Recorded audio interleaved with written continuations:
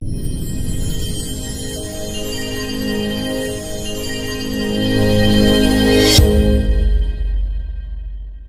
प्यारे विद्यार्थियों, आप सभी का आपके अपने YouTube चैनल पर स्वागत है। आज के इस सेशन में हम कक्षा 10 इंग्लिश का मॉडल पेपर 3 देखेंगे।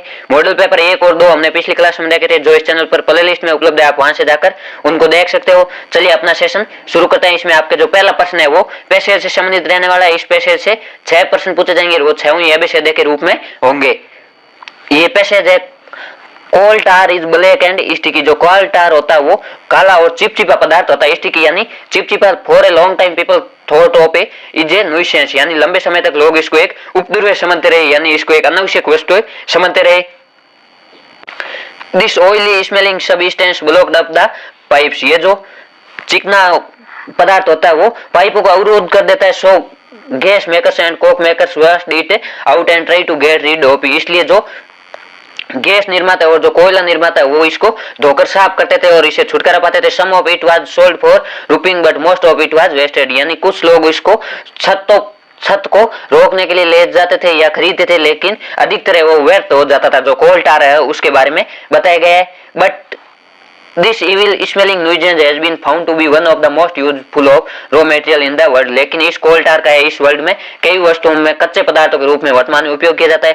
From it the chemist is able to make almost anything she wished, from medicines to explosives, from dyes to disinfectants। यानी जो केमिस्ट यानी रसायन होता है वो इनसे अनेक प्रकार की वस्तु बना सकते हैं, जैसे मेडिसिन यानी दवाइयां बना सकते हैं, इनसे अन्य पदार्थ भी बना सकते हैं। Not all these things are made from coal tar itself, only about a dozen simple products from it. यानी इसे दर्जनों वस्तुएं बनाई जा सकती है। डजन का अर्थ होता है दर्जन, एक दर्जन में 12 संख्या होती है। But from these the chemist is able to make thousand of new substance, यानी जो रसायन है वो इसे हजारों नए पदार्थ बना सकते हैं। जो सबस्टेंस इसका अर्थ होता है पदार्थ।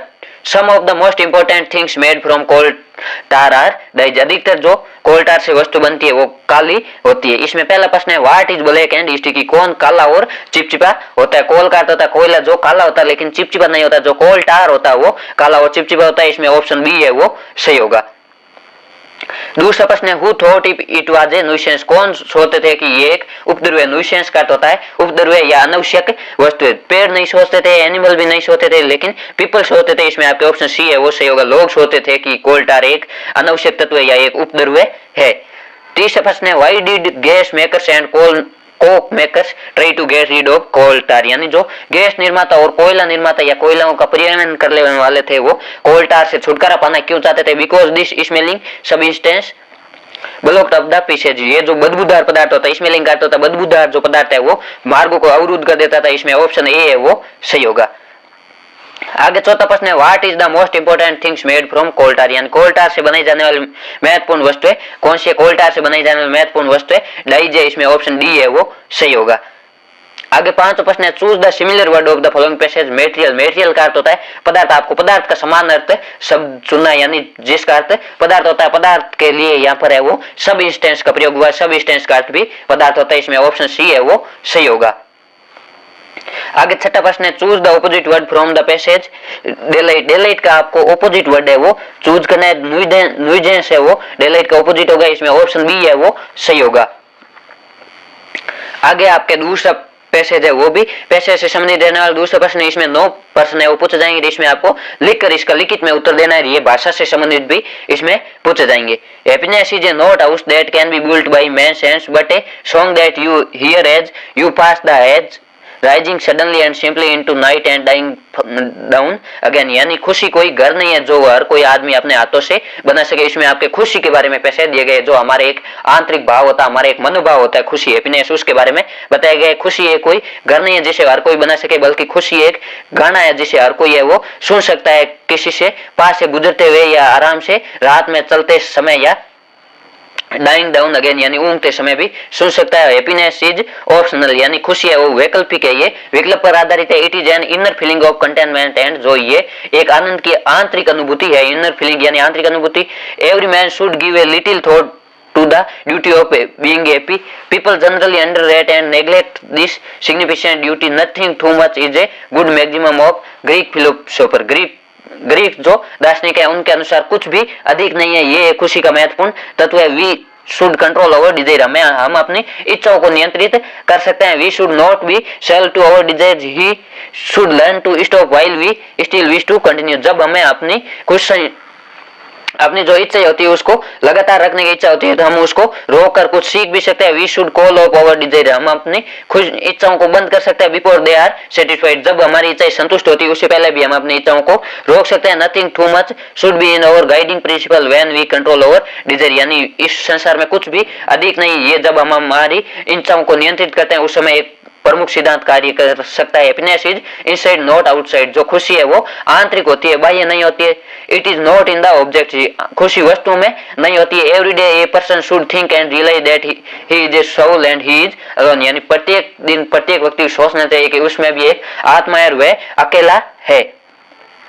For this sake he should spare some time and realize that nothing belongs to him forever, यानी उसको कुछ समय के लिए महसूस करना चाहिए कि प्रत्येक वस्तु उससे हमेशा के लिए जुड़ी हुई नहीं रहेगी। He should smile and try to internalize the effect of his smile, उसको मुस्कुराना चाहिए और मुस्कान का आंतरिक अनुभूति भी करनी चाहिए। He should try to retain the pleasing effect in the inner recesses of his heart and in the ideas of his mind, वह अपने माइंड में इसके बारे में आइडिया भी ला सकता है। Health is also related to happiness, स्वास्थ्य है वो खुशी से संबंधित है। Walking, light physical exercise and light food free from harmful components, there as company of good books create a basis of happy living, यानी हमें वॉकिंग यानी चलना और लाइट फिजिकल एक्सरसाइज जो शारीरिक गतिविधियां उनको करके और light food free from harmful component जो नुकसानदायक पदार्थ होता है उससे मुक्त जो पदार्थ होता है उसको खाकर भी हमें वो खुशी को अनुभव कर सकते हैं। और useful for health as hobbies and company of good friend, जैसा कि स्वास्थ्य के लिए और हमारी रुचियों के लिए भी ये लाभदायक होता है। जिस प्रकार अच्छे मित्रों की संगति है वो भी हमारी खुशी के महत्वपूर्ण कार्य करती है। Company of nature and company of good books, यानी प्रकृति की संगति, प्रकृति के साथ रहना और अच्छी पुस्तकों की संगति भी हमारी एक खुशी के एक खुशहाल जीवन निर्मित करती है। Happiness rooted in activity with by desires, we are happy only when we exit in relation to the social environment with a positive attitude, यानी जब हम सकारात्मक दृष्टिकोण के साथ सामाजिक दृष्टिकोण को देखते हैं तभी हमें वो खुशी का अनुभव कर पाता है। इसमें आपके खुशी के बारे में बताया गया है। इसमें पहला है व्हाट शुड वी कंट्रोल, यानी हम किसको नियंत्रित कर सकते हैं, हम अपनी इच्छाओं को नियंत्रित कर सकते हैं। इसका उत्तर होगा we should control over desires, हम अपनी इच्छाओं को नियंत्रित कर सकते हैं। दूसरा प्रश्न है in which significant duty is generally neglected by people, यानी लोगों को द्वारा किसकी उपेक्षा की जाती है। The duty of being happy is generally neglected by people, यानी खुश होना लोगों का कर्तव्य, इस कर्तव्य की लोगों के द्वारा उपेक्षा की जाती है। आगे तीसरा प्रश्न है what should a person do to realise that he is a soul and he is alone, यानी एक व्यक्ति को ये क्यों सोचना चाहिए कि उसमें भी एक आत्मा है और वह अकेला है। A person should spare some time to realise that nothing belongs to him forever, एक व्यक्ति को यह महसूस करने के लिए सोचना चाहिए कि प्रत्येक वस्तु उसे हमेशा के लिए जुड़ी हुई नहीं रहेगी। आगे चौथा प्रश्न है what according to the author is happiness, यानी लेखक के अनुसार खुशी क्या है। खुशी एक according to the author happiness is a inner feeling of contentment and joy, यानी लेखक के अनुसार खुशी है वो एक आनंद की आंतरिक अनुभूति है। आगे पांचवा प्रश्न है which maximum did a Greek philosopher follow, यानी जो ग्रीक दार्शनिक है वो कौन से मैक्सिमम को फॉलो करते हैं। A Greek philosopher follow the maximum nothing too much, यानी इस दुनिया में कुछ भी अधिक नहीं इस वाक्य को या इस पद्यांश को फॉलो करते हैं या इसका अनुसरण करते हैं। आगे छठा प्रश्न है what should a person think and realise every day, एक व्यक्ति प्रत्येक दिन क्या सोचता है और क्या महसूस करता है। Every day a person should think and realise that he is a soul and he is alone, यानी प्रत्येक दिन एक व्यक्ति को यह सोचना चाहिए कि उसमें भी एक आत्मा है और वह भी अकेला है। आगे सातवां प्रश्न है what things create a basis of happy life, यानी कौन सी वस्तु है जो हमारे खुशहाल जीवन का आधार या ढांचा तैयार करती है। Company of nature and good books create a basis of happy life, यानी प्रकृति की संगति या प्रकृति के साथ समय बिताना और अच्छी पुस्तकों की संगति है वो हमारे लिए एक खुशहाल जीवन का खाका तैयार करती है। आगे आठवां प्रश्न है write the similar word of the following passage from the satisfaction, आपको इस पैसेज में से वो वर्ड ढूंढना जिसका अर्थ होता है सेटिस्फिकेशन यानी संतुष्टि। आपको संतुष्टि इस पैसेज में किस शब्द का आता है। संतुष्टि के लिए इस पैसेज में कंटेंटमेंट शब्द है वो प्रयोग है। इस आठवें का उत्तर सही होगा कंटेंटमेंट। आगे नौवां प्रश्न है write the opposite word from the passage negative, आपको नेगेटिव का विलोम शब्द बताना है। नेगेटिव का अर्थ होता है नकारात्मक और इसका विलोम शब्द यानी उल्टा होगा सकारात्मक। सकारात्मक के लिए इस पैसेज में आपके पॉजिटिव शब्द है वो प्रयोग हुआ है। ये अंतिम लाइन में पॉजिटिव एटीट्यूड इस नौवें में सही उत्तर होगा पॉजिटिव। इस प्रकार आपके दो पैसेज है वो पूछे जाएंगे। ये 15 नंबर है वो आपके लाने बहुत ईजी, आपको सिर्फ दया कर इनका उत्तर लिखना है। आगे जो सेक्शन बी है वो राइटिंग से संबंधित है। इसमें 30 प्रश्न आपके लेटर से संबंधित रहने वाला है। Jodhpur, your friend Kamlesh has failed in second examination this year, यानी आप आलोक और जोधपुर में रहते हो, आपका मित्र कमलेश है वो इस वर्ष माध्यमिक यानी 10वीं परीक्षा में फेल हो गए। Write a letter expressing your sympathy to him, अपनी सहानुभूति प्रदर्शित करते हुए उसको एक लेटर लिखी। You may touch upon the following point, आप इन पॉइंटों का प्रयोग कर सकते हो। आपके ये लेटर है वो 5 नंबर का रहने वाला। पहला, when did you come to know of it, यानी आपने इसके बारे में कब जाना। हाउ डिड यू फील, आपको कैसा अनुभव हुआ। तीसरा है, in what way do you sympathy him, आप उसको किस प्रकार सहानुभूति प्रकट करेंगे। और suggestion you will like to give, और सुझाव जो आप उनको देना चाहेंगे। ये आपको एक पारिवारिक यानी इनफॉर्मल लेटर है वो लिखना है। इसका आपके होगा, सबसे पहले आपको अपना एड्रेस लिखना, आप जहां पर रह रहे हो। इसमें दिया गया जोधपुर, तो आप जोधपुर का कोई एड्रेस लिख सकते हो। उसके बाद आपको दिनांक लिखनी है, फिर आप जिसको लिख रहे हो उसको लिखना है, या माय डियर कमलेश आपको मित्र को लिखना है, या आप पिताजी को लिख रहे हो तो माय डियर फादर, या माता जी को लिख रहे हो तो माय डियर मदर, आपको उनको संबोधित करते हुए लिखना है। फिर उसके नीचे आपको इसकी भाषा लिखनी है। Yesterday I saw your board examination result, यानी कल मैंने आपके बोर्ड का परिणाम देखा। I was eager to know about your examination result, मैं आपका परीक्षा परिणाम देखने में उत्सुक था। So I searched your roll number in the newspaper, इसलिए मैंने आपके रोल नंबर है वो समाचार पत्र में खोजे। But I was pained not to find your roll number there, लेकिन तुम्हारे रोल नंबर वहां नहीं पाकर मुझे पेंड आउट यानी दुख का अनुभव हुआ या दर्द का अनुभव हुआ। You have always been a hard working and serious student, आप हमेशा से एक हार्ड वर्किंग यानी कठिन परिश्रम करने वाले रहे, गंभीर विद्यार्थी रहे। I had never thought of your failure in the examination, मैं आपकी एग्जाम में वो असफलता के बारे में कभी भी सोच नहीं सकता था। However you should not lose heart, लेकिन आपको अपनी हिम्मत नहीं खोनी है। Failures are the pillars of success, failure है वो सफलता का स्तंभ होता है। Now you should restart studying seriously and regularly, अब तुम्हें अपनी स्टडी है वो सीरियसली गंभीरता पूर्वक और नियमित रूप से पुनः रीस्टार्ट करनी होगी। I am sure you will fare much better next year, आप अगले वर्ष है वो बेहतर करेंगे। Please convey my regards to your parents, आपके माता पिता को प्रणाम कहना। With best prospects of you yours sincerely Alok, आप अपने मित्र को लिख रहे हो योर फ्रेंड भी लिख सकते हो या योर्स सिंसियरली। इसके तो हम आपके लेटर क्या तो हम ईमेल आएगा, आपको ईमेल का फॉर्मेट है वो जरूर याद करना। ईमेल हमेशा पूछा जाता है। ये 5 नंबर का आप यदि इसमें फॉर्मेट भी लिख देते तो आपको 3 नंबर है वो सीधे आराम से मिल जाते हैं। Write a letter to the editor of the Times of India expressing your views on the importance of computer education in our life. Email your letter at the, यहाँ आपको ईमेल आईडी दी गई letters editor at the Times of India, आपको इस email ID पर mail लिखना है और आपको editor of the Times of India को लिखना है। इसमें यह बताना है कि जीवन में किस प्रकार है वो हमारे जीवन में कंप्यूटर शिक्षा का महत्व होता है, उस पर आपको अपने विचार व्यक्त करते हुए लिखना है। ईमेल में आपको सबसे पहले टू लिखना है, आप जिसको लिख रहे हो उसकी ईमेल आईडी पसंद दी गई, आपको वो ईमेल आईडी लिखनी है, नहीं तो आप कोई भी बना कर वो लिख सकते हो। फिर आपको सीसी लिखनी, फिर बीसीसी, ये दोनों खाली छोड़ना है। फिर सब्जेक्ट लिखना है इंपॉर्टेंस ऑफ कंप्यूटर एजुकेशन यानी कि फिर sir through the columns of your prestigious newspaper. I would like to express my views on importance of computer education in our life. Now it is an age of computer. ये computer का युग है। It has occupied an important place in every field of our life. यानी उसने हमारे जीवन के प्रत्येक क्षेत्र में कंप्यूटर ने अधिकार कर लिया है।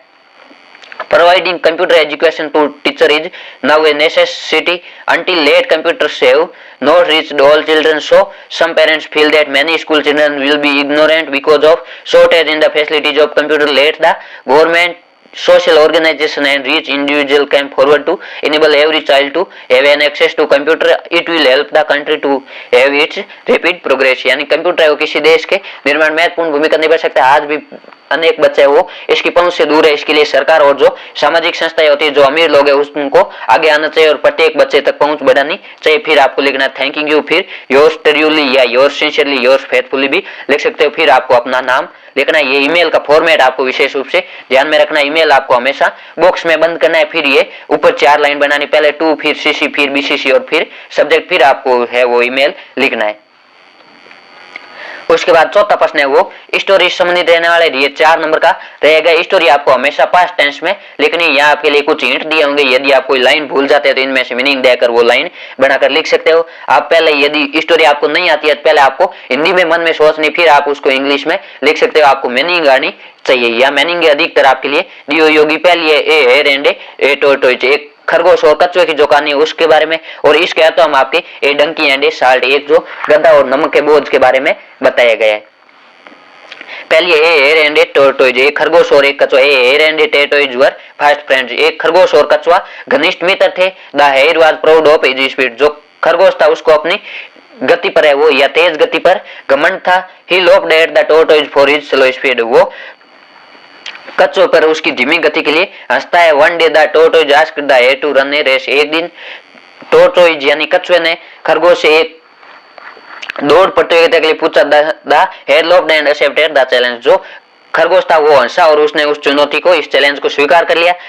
One day the fix the race began, निश्चित दिन है वो रेस शुरू हुई या दौड़ शुरू हुई। द हेयर रैन फास्ट, जो कछुआ था वो बहुत तेज, जो खरगोश था वो बहुत तेजी से दौड़ा। The tortoise was left far behind, जो कछुआ था वो बहुत दूर पीछे छूट गया। The hare went under a tree and fell asleep, जो खरगोश था वो आगे एक पेड़ के नीचे बैठा और वहां सो गया। द टोर्टोइज वेंट ऑन, कछुआ पहुंच गया। At about sunset the hare woke up and run very fast, जब सूर्यास्त हुआ तब खरगोश जागा और वो बहुत तेजी से दौड़ा। The tortoise won the race, जो कछुआ था वो रेस जीत गया था। The hare was very sad, जो खरगोश था वो बहुत दुखी हुआ। इसका मोरल यानी आपको कहानी के अंत में मोरल, इसकी शिक्षा विशेष रूप से लिखनी है। मोरल का आपको 1 नंबर मिलेगा और कहानी का 3 नंबर है वो मिलेगा। आपको कहानी है वो हमेशा पास्ट टेंस में लिखनी, इसमें आपको सेकंड फॉर्म का ही प्रयोग करना है।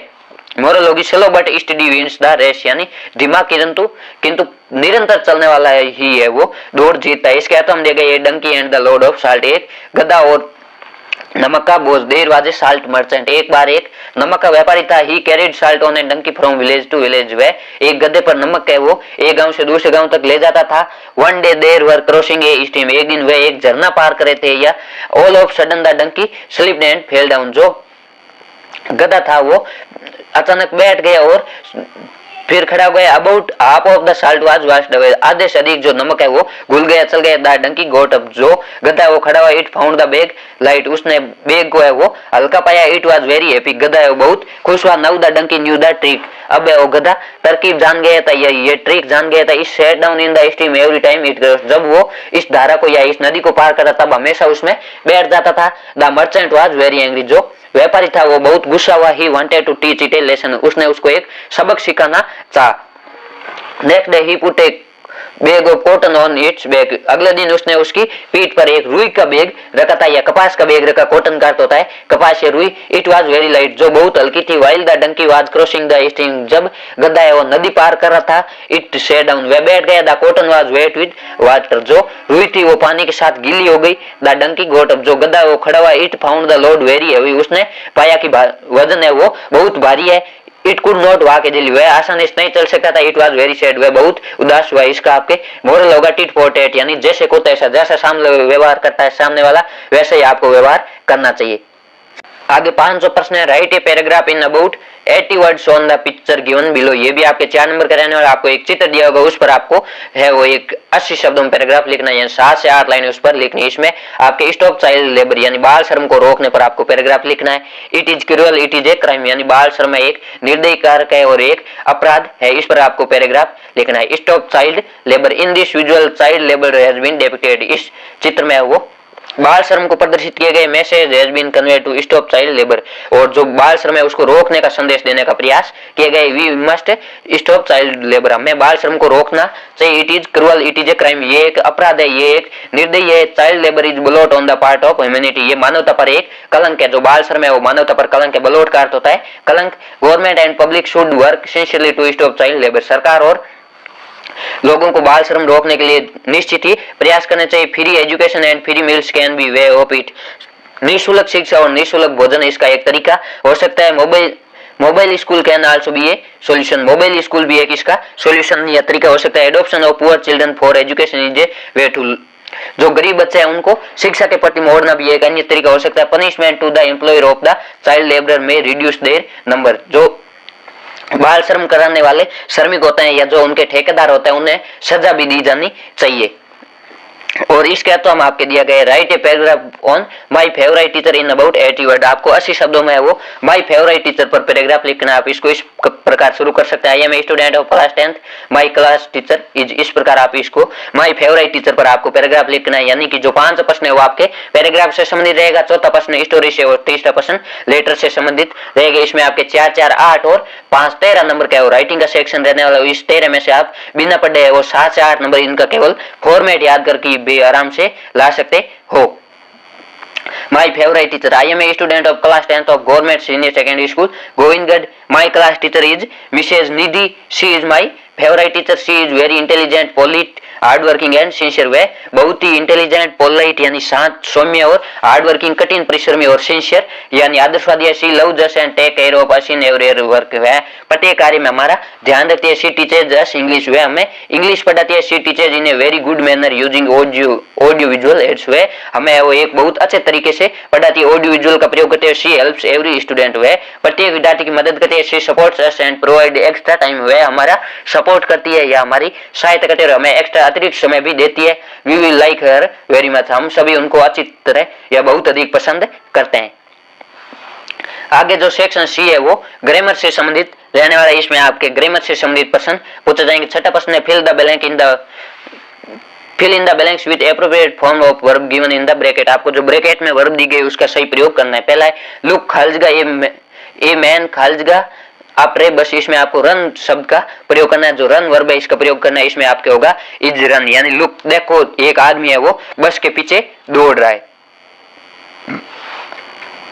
दूसरा है एक was reading the newspaper when Nidhi खालिजगा रूम यानी व्हेन एंटर हर रूम। इसमें आपके पहले आएगा हर और फिर आएगा रूम और आपको इसमें एंटर वर्ब का प्रयोग करना है। यानी एक था वो न्यूज़पेपर पढ़ रही थी जब निधि रूम में प्रवेश किया। इसमें आपके आएगा एंटर्ड। इसमें पहला वाज रीडिंग है तो दूसरे में ये आपके एक फॉर्मेट होता है वाज या वर्ब प्लस आईएनजी फॉर्म आता है। दूसरे में हमेशा सेकंड फॉर्म आएगी और पहले सेकंड फॉर्म आती है फिर वाज या वर्ब प्लस आईएनजी फॉर्म आएगी। इसमें पहले वाज या वर्ब प्लस आईएनजी फॉर्म आए तो इसमें दूसरी फॉर्म आएगी। इसमें आपके आएगा एंटर्ड। इस छठे का बी है choose the correct verb from the given alternative. आपको इन विकल्पों में से सही वर्ब है वो चूज करने। शी खालिजगा a tag she after she had finished her shopping. उसने एक टैग सी ली अपनी शॉपिंग समाप्त करने के बाद। इसमें आपके हेड प्लस वी थर्ड आया तो पहले आपके हमेशा सेकंड फॉर्म आएगी। ये भी एक फॉर्मेट होता है आपके हेड प्लस वी थर्ड से पहले सेकंड फॉर्म या पहले हेड प्लस वी थर्ड है तो बाद में सेकंड फॉर्म आएगी। इसमें पहले खालिस्तान आया तो पहले सेकंड फॉर्म आएगी बाद में हेड प्लस वी थर्ड आएगी। चौथा रिक्सितान है ही खालिजगा टू स्कूल जस्ट नाउ। उसने जस्ट नाउ के अर्थ में आपको प्रयोग करना है। जो जस्ट नाउ एडवर्ब है उसके लिए हमेशा हैज एव प्लस वी थर्ड का प्रयोग होता है। इसमें आपके हैज गॉन आएगा। ही है वो एक वचन है इसलिए हैज गॉन आएगा। यदि यहाँ बहुवचन होता तो हैव गॉन आता और आई और वी होता तो हैव गॉन आता। आगे सातवां प्रश्न है rewrite the following sentence changing into indirect speech. आपको डायरेक्ट स्पीच में दिए होंगे उनको आपको इनडायरेक्ट में चेंज करके लिखना है। He called his servant and said all the guests have not been fed। यानी उसने अपने नौकर को बुलाया और कहा कि सभी अतिथियों को अभी भोजन नहीं खिलाया गया है। इसका आपके इनडायरेक्ट में होगा he called his servant and told him that all the guests had not yet been fed। यानी उसने अपने सर्वेंट को बुलाया और उसे बताया कि अभी सभी अतिथियों को भोजन नहीं दिया गया। दूसरा I said you look at A bit of wrestler. इसका आपके इनडायरेक्ट होगा आई सेड ये दैट से जुड़ेगा that he look a bit of wrestler himself. आगे 8 प्रश्न है fill in the blanks with a verb in agreement with its subject. आपको सब्जेक्ट के अनुसार वर्ब का चूज करना है। पहला है स्लो एंड स्टडी खालिजगा द रेस। धीमे किंतु निरंतर चलने वाला हमेशा रेस जीता। इसमें विन या विन में से प्रयोग करना है। इसमें विंस आएगा क्योंकि स्लो एंड स्टडी जो करने वाला करता है वो एक है इसलिए एक वचन के साथ हमेशा वर्ब की एस या ईएस फॉर्म आती है इसलिए इसमें विंस आएगा। जो स्लो धीरे किंतु निरंतर चलने वाला जो करता है वो एक है इसलिए इसमें विंस आएगा। दूसरा the famous poet and dramatist खालिजगा पास्ट अवे। जो फेमस पोइट और ड्रामिस्ट ये जो एक ही है जो प्रसिद्ध कवि भी है और नाटककार भी है एक ही व्यक्ति उसके वो दो कार्य कर रहा है। इसमें इसके है जाएगा। इसमें एक वचन का प्रयोग होगा क्योंकि एक ही कर्ता के द्वारा को दो कार्य किए जा रहे हैं। वर्ब का प्रयोग हमेशा कर्ता के आधार पर ही होता है। आगे 9वां प्रश्न है change the following sentence into passive voice. आपको एक्टिव वॉइस में दिए होंगे उनको आपको पैसिव वॉइस में चेंज करना है। पैसिव वॉइस में हमेशा has have plus V third का प्रयोग करना है। इसमें nobody has seen in the tiger in recent days, इसका आपके पैसिव वॉइस होगा the tiger has not been seen in recent days. दूसरा I can not do it, इसका आपके पैसिव होगा it can not be done by मी।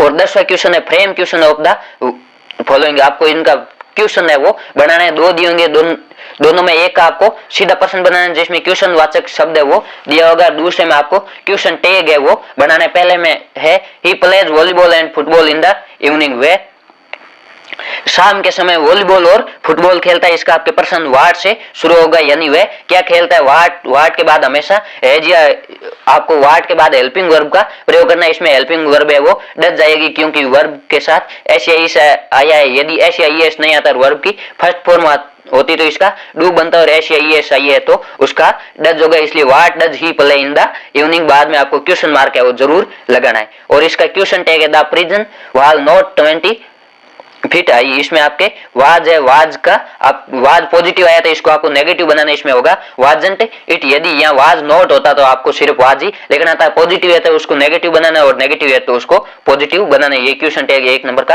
रहने वाला। इस प्रकार आपके ग्रामर से वो 4 प्रश्न पूछे जाएंगे।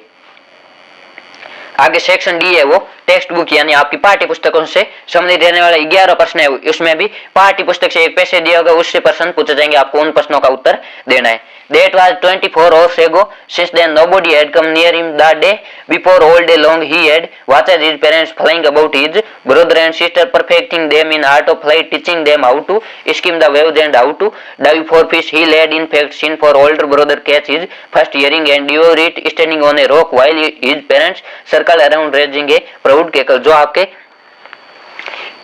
बताया गया है कि पिछले 24 घंटों से उसके पास कोई नहीं है, वह अकेला ही बैठा था। एक दिन पहले उसने भोजन खाया था, उसके माता पिता उसके आसपास उड़ रहे थे। जो सिगल वाला पार्ट है उससे आपके ये लिया गया, जो छोटा सिगल था उसके माता पिता उसके आसपास उड़ रहे थे लेकिन उसके पास नहीं आ रहे थे क्योंकि वे उनको उड़ना सिखाना चाहते थे। And all the morning the whole family had walked about on the big plateau midway down the opposite cliff, taunting him with his cowardice। यानी अगले दिन उसका जो संपूर्ण परिवार है वो एक प्लेट्यू एक लंबी चट्टान पर, बड़ी चट्टान पर उसके सामने जाकर बैठ गए और उसकी कायरता का मजाक बनाने लगे, उस पर टोंटिंग यानी उस पर टोंट कसने लगे, उसका मजाक बनाने लगे। The sun was now ascending the sky blazing on the ledge that faced the south. He felt the heat because he had not eaten since the previous night feel. उसने पिछली रात से कुछ भी नहीं खाया था इसलिए इसमें पहला प्रश्न है the young seagulls parents were the day before, यानी पहले दिन जो यंग सीगल के पिताजी थे वो कहाँ थे। Perfecting his brother and sister in arts of flight, skimming and diving, यानी उसके माता पिता है वो अपने उसके जो बड़े भाई बहन थे उसको उड़ने की कला में और परफेक्ट कर रहे थे या दक्ष निपुण बना रहे थे। इसमें आपके ऑप्शन सी है वो सही होगा। दूसरा है why did the young seagulls parents circle around rising A proud cackle, यानी उसके माता पिता है वो उसके आसपास एक गर्विली आवाज करते हुए क्यों उड़ रहे थे। एक इसका आपके होगा they were happy to see his older brother catch his first herring and eat is greedily, यानी उसने देखा कि उसका बड़ा भाई है वो अपना शिकार कर रहा था और उसको लालसा पूर्वक खा रहा था। जो छोटा सीगल था वो कायर था, वो उड़ने से डर रहा था इसलिए उसको उड़ाने के लिए प्रयास कर रहे थे, इसलिए उसके आसपास उड़ रहे थे। आगे तीसरा since when was the young seagull angry, यानी जो यंग सीगल जो छोटा सीगल था वो कितने समय से भूखा था। प्रीवियस नाइट यानी पिछली रात से वो भूखा था, इसमें ऑप्शन ए है वो सही होगा। आगे चौथा प्रश्न है for how long had the young seagull been alone in his long ledge, यानी उसको अपनी सतह पर कब से अकेला छोड़ दिया गया था। इसका उत्तर होगा आपके the young seagull had been alone on the ledge off for 24 hours, उसको पिछले 24 घंटों से अपनी सतह पर या अपनी लेज पर अकेला छोड़ दिया गया था। आगे पांचवा प्रश्न है why was the young seagull's family taunting him, यानी जो यंग सीगल का परिवार था वो उसकी उपेक्षा क्यों कर रहा था, उसका मजाक क्यों उड़ा रहा था। इसका उत्तर होगा the young seagull's family were taunting him due to his cowardice, उसकी कायरता के लिए वो टोंट कर रहे थे और रिफ्यूजिंग टू फ्लाई अवे, यानी उड़ान भरने से मना करने के लिए, उड़ान भरने से डरने के लिए उस पर तंज कस रहे थे या उसका मजाक बना रहे थे।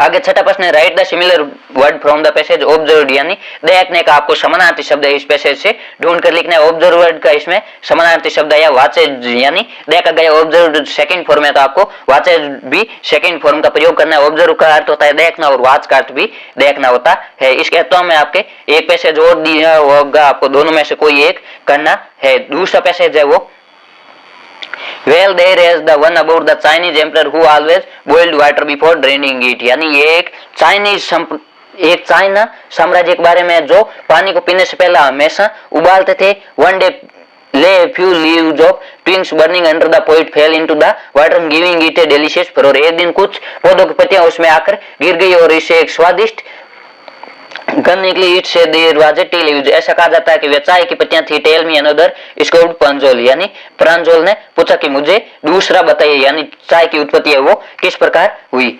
We have an Indian legend to Bodhidharma, an ancient Buddhist ascetic, cut off his eyelids because he felt sleepy during meditation. 10 tea plants grow out of the eyelids. The leaves of these plants, when put in hot water and drunk, vanished sleep। यानी हमारे भारतीय जो प्राचीन ग्रंथ है उसमें भी एक कहानी, बौद्ध धर्म में एक प्राचीन बुद्धिस्ट था, उसने वो अपनी पलकें इसलिए काट ली थी ताकि क्योंकि उसको मेडिटेशन या ध्यान के समय वो नींद आती थी और उसकी पलकों से 10 चाय के पौधे उगे जिसके कारण पीने से नींद उड़ जाती थी।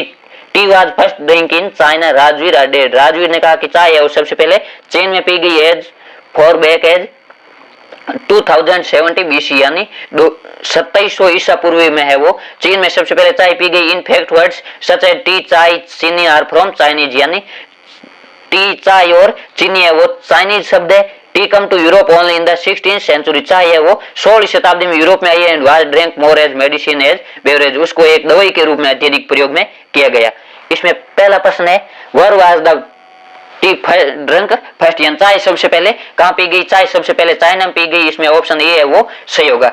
दूसरा who always boiled water before drinking, यानी कौन है वो पीने से पहले पानी को है वो हमेशा उबालते थे। जो चाइनीज साम्राज्य के लोग थे वो हमेशा पीने से पहले पानी को उबालते थे। इसमें ऑप्शन सी है वो सही होगा। तीसरा in which century did tea come to Europe, यानी कौन सी शताब्दी में यूरोप में चाय आई थी। 16वीं शताब्दी में यूरोप में चाय आई थी। इसमें ऑप्शन ए है वो सही होगा। इस पैसेज से आपके 6 प्रश्न पूछे जाते हैं जिसमें 3 एबेसिड और 3 भाषा से संबंधित आपको लिखना होता है। ये पैसेज पाठ्य पुस्तक से ही पूछा जाता है। इसमें चौथा प्रश्न है how was tea drunk in 16th century, यानी 16वीं शताब्दी में चाय किस प्रकार पी गई। इसका उत्तर होगा tea as drink in the 16th century more as medicine than as beverage, यानी इसको एक पदार्थ के बजाय एक दवाई के रूप में अत्यधिक पिया गया 16वीं शताब्दी में यूरोप में। पांचवा प्रश्न है how many plants grow out of eyelids, आंखों की पलकों से कितने चाय के पौधे उगे थे। 10 plants grow out of eyelids, यानी आंख की पलकों से चाय के 10 पौधे उगे थे। आगे छठा प्रश्न है write the similar word of the passage from the saint, यानी संत का आपको समानार्थी शब्द है वो ढूंढ कर लिखना है। संत का समानार्थी शब्द होता है एसेटिक, एसेटिक का अर्थ भी बौद्ध भिक्षु होता है जो एक संत का प्रकार ही होता है। इस प्रकार आपका 11 प्रश्न है वो पैसेज से संबंधित रहने वाले। ये पैसेज आपके पाठ्य पुस्तक से पूछे जाएंगे। ये 6 प्रश्न आपके लाने बहुत ही इजी है। ये 6 नंबर आपको केवल इनका देकर उत्तर है वो लिखना है।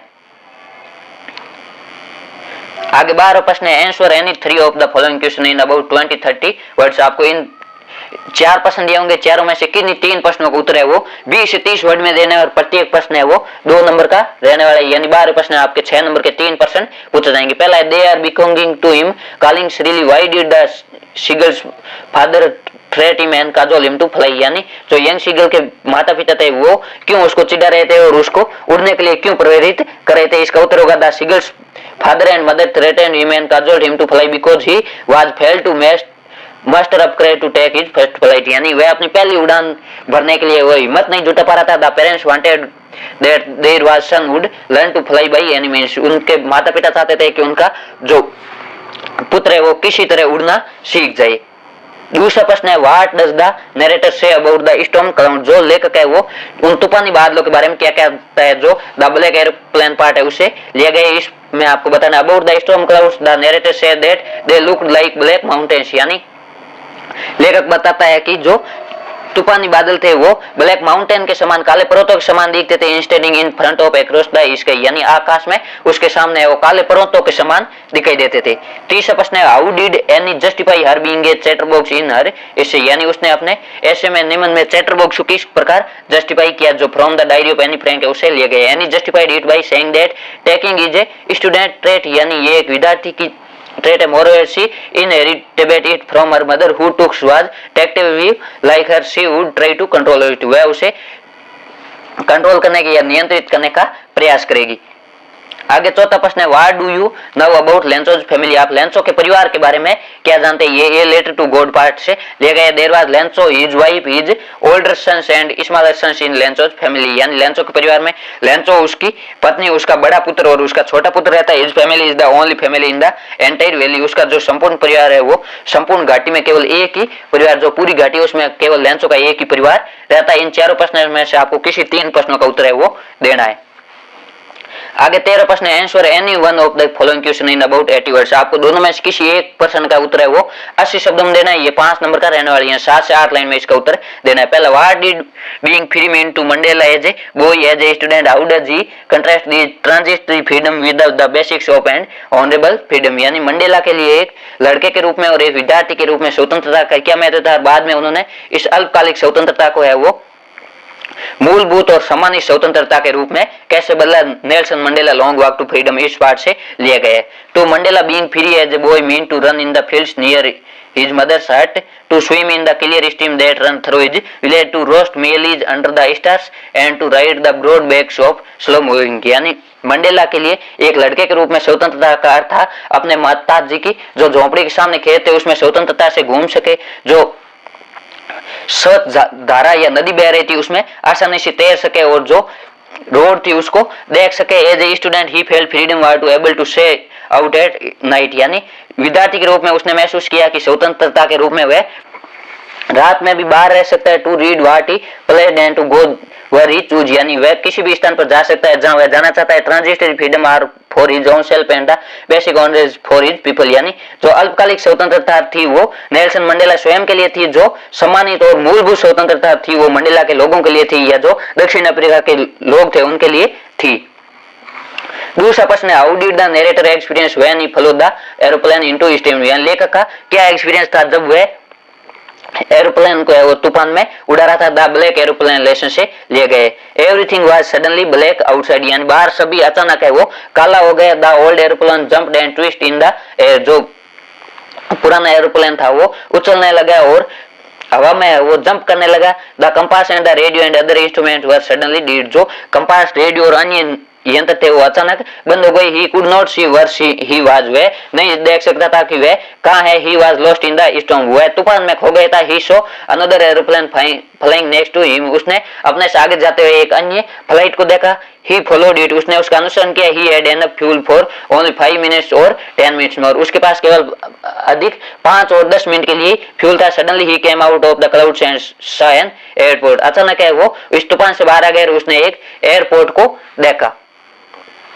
आगे जो 14 प्रश्न है इसमें आपको दोनों में से किसी एक प्रश्न का उत्तर देना है, जो आपको 40 शब्दों में देना है। ये 3 नंबर का रहने वाला है। इसमें पहला प्रश्न है how did Chubukov react at the proposal of Lomov, यानी चुबोको ने वो लोमो के प्रस्ताव का क्या उत्तर दिया या क्या उन्होंने प्रतिक्रिया कि चुमो reacted joyfully at the proposal of Lomov, यानी चुबोको ने है वो आनंद पूर्वक लोमो के प्रस्ताव का स्वागत किया। चुबोको सेड से इट अगेन, यानी चुबोको ने कहा दोबारा कही आई एम सो ग्लैड, मैं बहुत खुश हूँ। I am of my balance with Joy, मैं अपनी खुशी को नियंत्रित नहीं कर पा रहा हूँ। I has always loved you, मैं आपसे हमेशा प्रेम करता हूँ।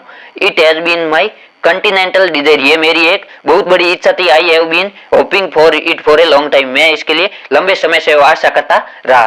दूसरा प्रश्न है why does Natalia say that Lomov's behaviour wasn't at neighbourly, यानी नतालिया क्यों कहती है कि लोमो का व्यवहार है वो पड़ोसी के जैसा नहीं है। नेबरली यानी एकदम पड़ोसीपन के जैसा नहीं है। First Lomov claims their their land to be his own, यानी पहला लोमो घोषणा करता है कि उसकी भूमि है स्वयं की। Second he shouts hoarsely in Natalia's house, वह नतालिया के घर में चिल्लाता है। Third he wants to assault the boors if she sends them. Fourth she shows ungratefulness to help extended by the Chubukovs, he behave as if they were gypsies, यानी वे स्वयं को गायसिपी के रूप में व्यवहार कर रहा था, ऐसे नहीं कर रहा था जैसे वे एक दूसरे के पड़ोसी हो। आगे 15 प्रश्न है, आपको उनमें 2 स्टेंजा दिए होंगे, दोनों स्टेंजा में से 2-2 प्रश्न पूछे जाएंगे। आपको दोनों में से कोई एक स्टेंजा करना है। प्रत्येक प्रश्न है वो 2 नंबर का होगा, यानी 4 नंबर के स्टेंजा से प्रश्न पूछे जाएंगे।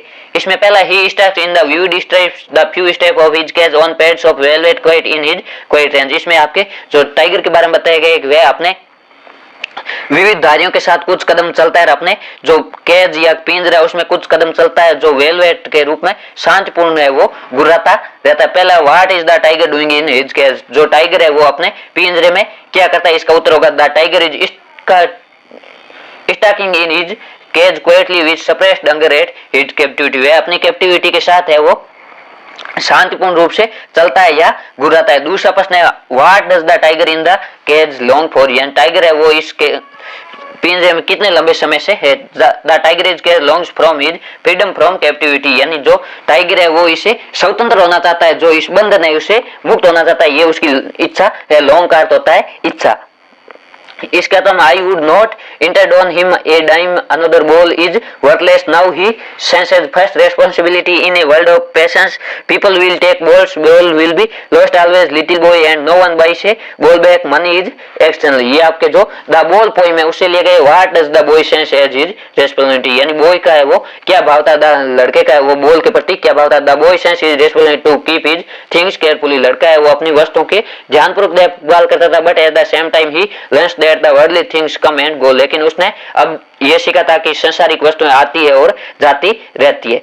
दूसरा प्रश्न है why is money external and ball internal, money है वो बाह्य क्यों है और बॉल है वो आंतरिक क्यों है, लेखक ने ऐसा क्यों कहा है। The boy has played with the ball and developed N attachment with it, जो लड़का है वो बॉल से खेल रहा था और उसके साथ एक अटैचमेंट यानी आकर्षण का अनुभव किया। So the loss of ball is external, इसलिए बॉल को खोना है वो एक आंतरिक अनुभव था। With money a new ball can be brought but the can not buy the attachment with he had been by his lost ball, यानी पैसों से नई बॉल खरीदी जा सकती थी लेकिन उन पैसों से वह आकर्षण या वह लुभावना प्रेम नहीं लाया जा सकता जो लड़के ने बॉल के साथ खो दिया था। आगे 16वां प्रश्न है answer any two of the following question in about 20 words, इसमें आपको जो 3 प्रश्न दिए होंगे तीनों में से कोई 2 प्रश्नों का उत्तर देना है। ये भी 2-2 नंबर के रहने वाले 20 शब्दों में यानी 1 से 1.5 लाइन में इसका उत्तर देना है। पहला how can a Bengal tiger be distant, यानी बंगाल टाइगर को किस प्रकार प्रदर्शित किया जाता है या बंगाल टाइगर किस प्रकार वर्णन किया जाता है। ये Bengal tiger is wild with black stripes on a yellow ground, जो बंगाल टाइगर है उसकी जो पीला ग्राउंड होता है, पीले मैदान पर काली पट्टियां होती है। Is fierce and aggressive in his appearance, वह प्रकट होने के रूप में भयानक और डरावना होता है। दूसरा what could Amanda do if she were A mermaid, यदि अमांडा अनाथ होती है तो अमांडा है वो क्या कर सकती थी। If Amanda were A mermaid, यदि अमांडा है वो अनाथ होती है, she could drift blissfully in the emerald sea, she would be the sole inhabitant of the sea, nobody would be there to curtail her freedom and to note at her, यानी वह हमेशा स्वतंत्र रूप से चल सकती थी, वह जो इमराल्ड सी है उसको स्वतंत्रता रूप से देख सकती थी, उसमें उसका आनंद ले सकती थी, कोई भी उनकी स्वतंत्रता को बाधित नहीं करता। तीसरा with whom did Belinda live and where, जो बेलिंडा है वो कहां पर रहती है और किसके साथ रहती है, जो the tale of Custard the dragon है उस पोइम से ले गए। Belinda live with a black kitten a little grey mouse a little yellow dog a little dragon and a red wagon in a little white house, Belinda है वो एक काले kitten के साथ, एक भूरे चूहे के साथ, एक पीले कुत्ते के साथ और एक लिटिल ड्रैगन के साथ और एक रेड वैगन के साथ एक सफेद मकान में रहती है, व्हाइट हाउस में रहती है। आगे 17वां प्रश्न है, इसमें आपको दोनों में से किसी एक का उत्तर है 80 शब्दों में देना है, ये भी 4 नंबर का रहने वाला। इसमें पहला है why does Anil did not hand the thief over to police, जो अनिल है वो चोर को पुलिस को क्यों सौंपना नहीं चाहता था। इसका आपको उत्तर लिखना है Anil does not hand the thief over to police because he is very generous and forgiving by nature, Anil है वो चोर को पुलिस को इसलिए नहीं सौंपना चाहता क्योंकि वह व्यवहार से सभ्य और क्षमा करने वाला व्यक्ति है। He thinks that he must give a chance to boy of reform himself, उसने सोचा कि इस लड़के को स्वयं को प्रदर्शित करने या सुधार करने का एक मौका देते हैं। Live stealing by overlooking his fully, उसको सभी तरीके से देख कर है वो चोरी से छुटकारा देने का प्रयास करता है। No I think most people would not have done so, नहीं मैं सोचता हूं कि लोग ऐसा अधिकतर लोग ऐसा नहीं करते। Anil is all together different from such employed in the many ways, Anil है वो अन्य लोगों से कई तरीकों से भिन्न है। ही इज ए जनरस हार्ट, वह एक सभ्य शांत हृदय का आदमी है। He can even forgive those very easily who harmed in any way, वह प्रत्येक आदमी को आसानी से माफ कर देता है जो उसको किसी तरीके से नुकसान पहुंचाता है। दूसरा how did a book become a turning point in Richard Ebright's life, किस प्रकार एक पुस्तक ने रिचर्ड एब्राइट की लाइफ में वो टर्निंग पॉइंट लाया। Ebright's mother give him the book the travel of the monarch 10th, at the end of the book the readers were invited to help study butterfly migration. The readers has to take the butterflies which were to sent to Dr. Urquhart. Catching various butterflies was not easy, so Ebright could teach a female monarch take her eggs and raise them through her life cycle, then he would take their wings and let them go. Thus the book turned his life to be a butterfly razor.